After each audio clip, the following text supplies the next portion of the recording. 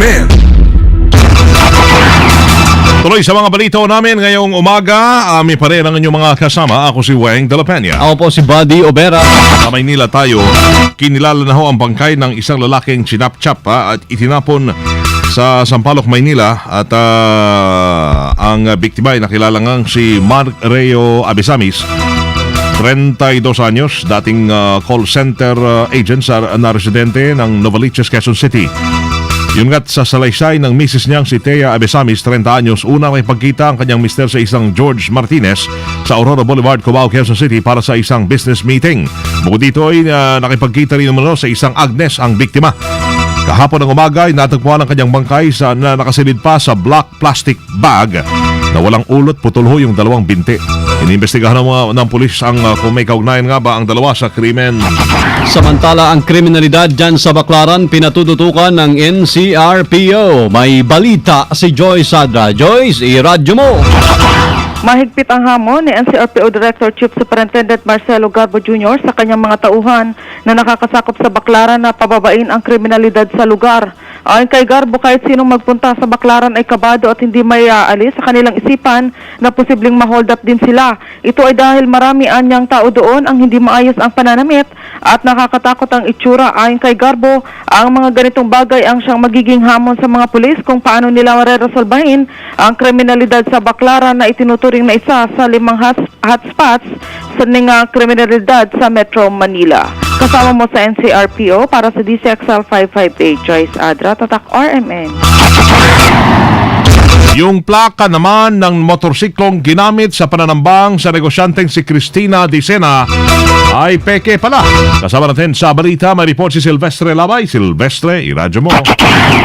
Nakapangalan sa isang Joy Villanueva ng Katarman, Samar ang plakang nakakabit sa Honda Wave motorcycle na gamit ng mga sospek na umambos sa sasakyan ni businesswoman Cristina Dicena. Ito ang lumabas sa beripikasyong isinagawa ng QCPD na sa Land Transportation Office. Ayon kay Police Superintendent Osmondo de Guzman, ang hepe ng QCPD Station 1, sa isang Yamaha motorcycle, ito'y nakarehistro. Iniwan ng 2 armadong sospek ang sinakyang Honda Wave motorcycle na may plakang Hotel India 1206 at 2 beses umagaw ng sasakyan hanggang sa makalayo sa pinangyarihan ng insidente. Nakalabas na sa ospital at nasa ligtas ng kalagayan ang housemaid ni Dicena na si Helen Felisco, 46 anyos, habang inaalam pa kung may kinalaman sa lending business ang motibo sa pananambang. Matatandaan na sakay ng Staris van si Dicena nang ambusin ito sa kanto ng Simeon at Banawi Street sa Barangay Lourdes,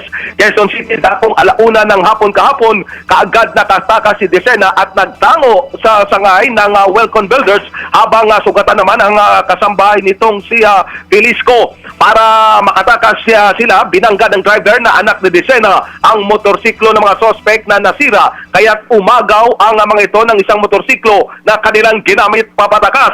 Nagpasundo naman sa NBI si Dicena at tinaguan nitong gusali para matiyak ang kanyang kaligtasan. Hihingin ng QCPD ang CCTV camera sa mga establishmentong pinangyarihan ng insidente para maaresto ang mga suspect. Kasama mo sa Quezon City para sa DCXL 558, ako si Silvestre Labay, Tata RMN. Right, ikaw nga. DZXL Bulat Palaro. Nakalasap. Ako na nga. Diba? Ano ba yan? Askal eh. Askal? Oo. Askal? Wala tayong sigaw pa ng Askal. Pwede rin gawan yan. Pwede. Philippine Football Update. Soccer. Oo. 2-0 ho. Nakalasap tayo ng 2-0 na pagkatalo ang Team Askals laban sa Indonesia sa isang friendly game.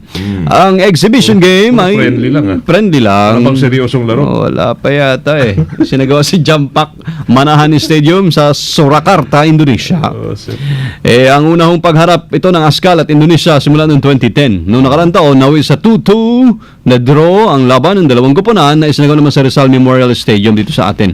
Ang nasabing tune-up game ng Askals ay bilang paghanda sa gagawing 2014 AFC Challenge Cup sa Maldives. Maldives. Askal, di ba? Askal. Ogi. Ogi. Ogi. DZXL Showbiz Balita Loli Showbiz Loli Showbiz Ogi, 20 yan eh. 20 morning ah. Ngayong Throwback Thursday ah. Hello! I feel so senti ngayon. It's me. Good morning, everybody and Morning. everyone. Oo. I feel so sentimental. Dahil masyado na kaming inaabuso ng ninyo mga kalalakihan. Bakit kayo pumasok? Sasakit lang ako sa istorya ng aking idol na si Shine. Shine Cruz. Na feeling na all by myself siya ngayon, pero andito ako, Shine. I feel what you feel. Alam mo ang nangyari. Kasamang body, Sige kasamang way. Lolo. Nangyari? Yun nga, tinawag daw ni Cesar Montano na ano yun? Preposterous. Preposterous. Ano ba yung preposterous? Salungat daw sa katwiran ang akusasyon ni Sunshine Cruz na nagkaroon ng The Great Rape. The Great Rape. Nagkaroon ng The Great Raid. Ano ginawa niya daw nung nagkaroon ng Great Raid, pero pelikula yun 2005 pa daw. Oo. Wala daw Great Rape na nangyari sa kanila Great Rape. Oo. Naalala niyo yun? Wala daw rape na nangyari nung Mother's Day sa kanila ni Sunshine. Kumain lang daw sila, ganun, sa Shangri-La. At pagkatapos ay natulog daw sila sa bahay ni Shine. At umalis na siya kinaumagahan. Ganun, wala doon nangyaring great rape. Pero ayon kay Shine, biktima siya dahil inatake siya ni Cesar ng marahas. Nag-alamarkadong huda si Cesar. Hindi niya nakayanan ang pagiging machete nito. Hindi niya nakaya ni Mrs. ang kinaya ni Mr. Ganun ang nangyari. Kaya siya'y nag-ala Jose Rizal na lang. At ibinuko na ang mga pang-abusong ginawa sa kanya na para siyang hostage. Hostage siya sa dagat at lambat ni Muro Ami. Napaka-chabit, napaka-chakit ang nangyari. Para sa kanya, lalo na yung mga ginagawa ni Cesar sa kanya na pagbabanta na parang war freak. At sinasaktan siya, minumura ba na para bang eksena sa kabit ni Mrs. Montero. Hindi niya na matake na maling-mali. Ekis na ekis. Ano nangyari? Feel na feel ko yan. Shine, hold on. Just be strong. Pagsumbong yan kaya former Manila Mayor Alfredo Lim. Yung mga Yung istorya niya. Untold story. Sabihin mo na, Shine. Ilabas mo na, Shine. At yung kay Krista Miller, ilabas mo na rin. It's me, Loli. Para mama. Loli, ma'am. Talaga. Hindi gasgas, hindi umatras, Drama ka. Drama. medyo matulas. Ito ang balitang panghimaga. Galing ng materyales, ha? Mate. Puro pelikula yun. Pagtahit-tahit talaga. Ito na si... Anong TBT? TB. Ay, TBT.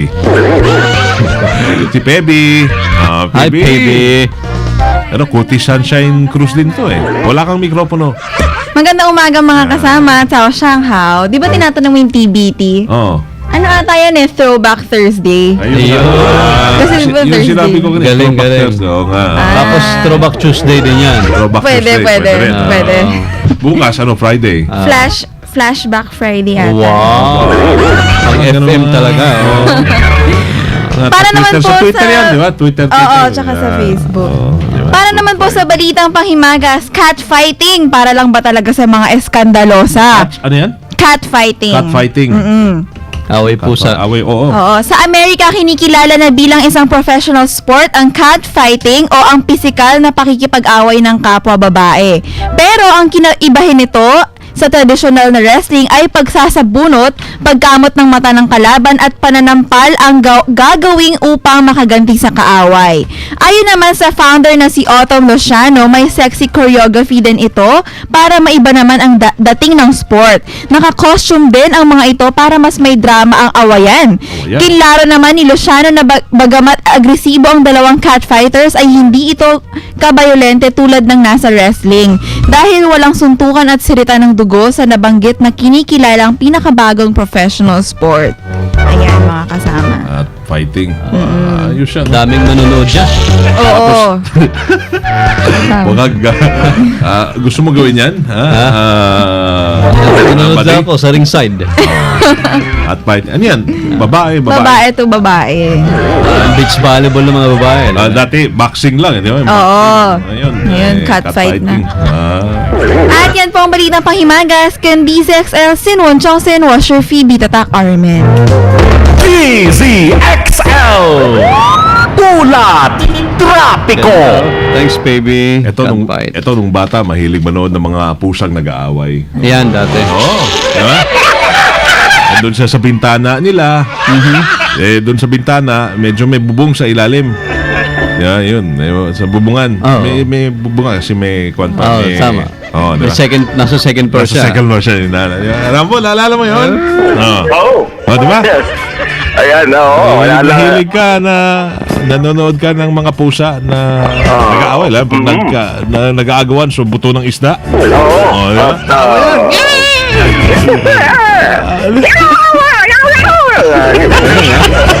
Pero bakit pag nag-ando mga pusa, nagniniig, maingay, Oo. Okay. pag nagtatalik, Oo. Yung mga karang ganyan. ano yun? Anong sabi pag ayaw daw ni Mrs.? Pag ayaw ng pusa? Iba yung not now. Iba yung not now. Pag gusto. Pag gusto naman.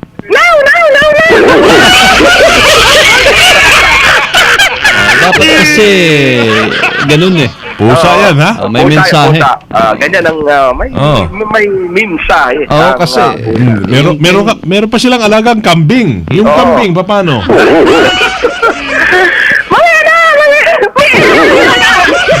Kambing? Parang pusa rin yan, ha? Talaga. paano pag gusto ng kambing? Oh. Go! Go! Go! Wala pang ligo-ligo yan. Wala pa kasama Hoy. body at way. Talaga, oh. Yan. Pinag-aralan mo talaga, mga style ng hayop, ha? Pinag-aralan niya yung... Hayop ka talagang mag-aral. Hayop talaga. Magaling ka mag-aral. Masyado tayong sensitibo, lalo na pagdating sa mga hayop. Si Leo, gusto malaman, paano daw ba yung kalapati? Kalapati. Yung tunog ng kalapati, medyo hindi ko pa, pinag-aaralan ko pa ng gusto. Ibang kalapati yatang. Oh. Parang Gusto mo daw pumunta sa kanila, makarinig ng ganon? Ay, kumusta? Uy, mamaya na yan. ayun, sa matala, Kumusta? sa mga way. Pang kwanto, pang midnight lover. Oo. May mga bata pang nakikinig. Ang daloy ng trapiko kasamang Buddy Weng dito sa Aurora Boulevard kung galing sa Katipunan patungo naman sa bahagi ng Cubao, banayad ang usad ng mga sasakyan. Bahagyang bumabagal sa as usual sa PSBA. Dahil Huwag mo kasi pilitin ng English. Dahil lingkod, buwan ng week ka naman, pwede naman tuloy-tuloy. Gaya ng dati kasamang Weng, siyempre, talagang mabagal, lalo na pag nag-U-turn sila sa English na naman. U-turn. Umiikot sila patungo naman sa bahagi ng C5. Ano ang U-turn sa Tagalog? umiikot kasamang Weng at Buddy. May kulang. May kulang. Oo. Umiikot, pabalik. Umiikot, pabalik naman. Yan. Patungo sa kanilang mga papuntahan. Kasi Yan. left turn lang alam nito palagi. Sa bagay. Oo. Limang bahagi lang. Hindi. Biglang Biglang liko. Biglang liko. Ayun, no? Pero dahan-dahan lang kapag baka meron kang katabing sasakyan kung ikaw ay liliko kasamang Weng Buddy. Pero pagkalampas sa Peace Bay, tuloy-tuloy na yung usad ng mga sasakyan at muli namang babagal sa harapan ng NCBA hanggang harapan ng St. Joseph. Pero pagkalampas nito ay tuloy-tuloy na hanggang sa Cubao ay banayad hanggang mabagal ang usad ng mga sasakyan. Pero sa kabilang linya, patungo naman sa bahagi ng Katipunan, Marikina, ay tuloy-tuloy ang usad ng sasakyan. Bahagyang bumabagal pagdating sa Katipunan, intersection ng Katipunan at sa C5 kasamang Buddy at Weng. Ayan. Yan. Okay. Detalyado. Salamat ng marami. Alayan sa ating mga naglalakbay. Okay. Yan. Siyempre, ang ating inaabangan na MOTTO Mo, Rambo. Ang aking MOTTO ko o moto kasamang Buddy at Weng, andog ko yan kay Professor at Lecturer Dr. Eric San Juan. Yan, bukas pa na, meron siya, yung Friday Rembrandt, lagi yan, si Dr. Eric San Juan. Yan. At ang motto natin, napakaikli lang at Ay, alam ng lang. lahat to. Nais natin ipaalala lang, baka nakakalimutan na. Ito ang aking motto para sa lahat, pati mga senador at kongresista. No one is above the law.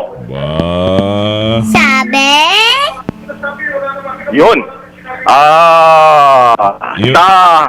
Yun eh. Oo, may Yun eh. kli lang.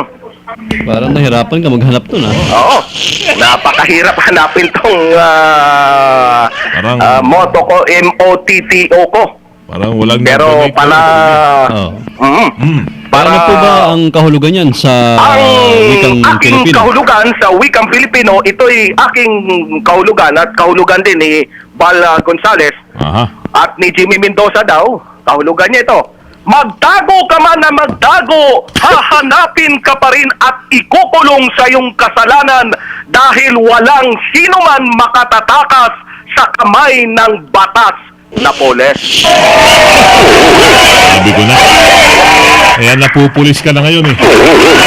Ay, di ba? Ayos.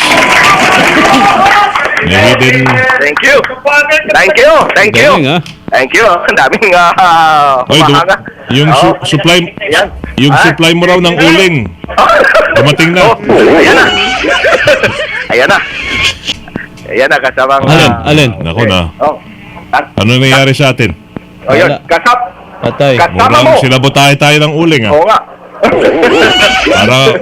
Ayan na. Rambo, nawala. Oo. Dito, Parang- dito pa rin. Hindi Ayun na. ginawa. Oo. Ayan, sandali lang. Medyo nagkaroon tayo. Hindi naman. Parang may sumabotahe sa atin Hindi sa... na, bumabalik Ayan, na. Bumabalik na ba? Kasi sinabi mo na Wala. palis. Oh, yan, bumabalik na. Mataas ang Napulis rating tayo. kasi. Tumakas. Ayan, napakataas ang rating natin dito eh. Na-delay tuloy. Sige. Okay. Sige, bye. Okay, kasama mo sa kahamaan. Thank you ah. Thank you, kasamang Weng at Buddy. Kasama mo sa kabahan ng Aurora Boulevard, Silvestre. Labay! Tatak! RNF! Mama Trumbo Labay! Thank you ho sa inyong pagtitiwala doon sa mga misis ng mga mister na every night ay happy. Ayan, huwag kalimutan na mag-Robust. Dahil sa Robust Astig ka, available sa Mercury Drug, Watson's, Generics Pharmacy, Generica, SM Rustan, supermarkets, and all leading groceries and supermarkets nationwide. 7:41 na ng umaga, oras sa atin makasama ng PhilHealth. Ayun, tamang-tama para ho kayo'y magkape ng James 5-in-1. Dire-diretso mga naglalagablabo ng mga balitang tatakarami ang inyong napakinggan. Dito lamang sa DZXL 558. E po umaga ng Webes, Agosto 15, 2013. Okay na. Okay na ho kami. Mabalik na, wala nang interruption. Kasani sa out, kasama nyo sa serbisyo publiko from the city of Zambo, Elizares Primo Hermano, Weng de la Peña. From the province of Occidental Mindoro, mabuhay ako si Buddy Obera. At kami ho ay Tatak RMN. Naglalagablab na mga balita. Sumayin niyo ang 15 minutong kalipunan ng mga pinakahuling kaganapan sa Kalakang Maynila, sa ating bansa at saan mang dako ng mundo.